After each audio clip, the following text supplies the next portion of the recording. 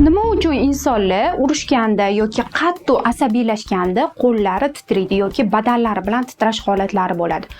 Bu asosan insonni qo'rquv jarayonidan emas, ya'ni bu organizmda ishlab chiqariladigan noadrenalin gormoni hisobiga qaltirash yuzaga keladi. Bu noadrenalin organizmda shunaqa paytda ko'p ishlab chiqariladi va insonni ko'proq titrashga sababchi bo'ladi. Ya'ni organizmda yurakni tez urishi, bundan tashqari pulsi tezlashi va davleniyani, ya'ni qon bosimini yuqoriga oshishiga sababchi bo'ladi va shu hisobidan odam titrashi boshlaydi. Bu inson ko'pincha qo'rqqanidan emas, asabiylashgandan shu holatga yetib keladi. Bu inson bizani qo'rqyapti deb o'ylamaylik, nabarot, u insondan sizlar qo'rqishingiz kerak bo'ladi. Chunki bu vaziyatda ular juda ham kuchli bo'ladi. Agar sizlarda ham shunaqa qo'l qaltirash, badan qaltirash holatlari ko'p kuzatiladigan bo'lsa, unda albatta nevrolog shifokor huzuriga borishni tavsiya etaman. Bu videomiz sizga yoqqan bo'lsa, albatta o'zingizni tanishlaringiz bilan bo'lishing va bizga podpisatsiya bo'lib, like bosishni unutmang.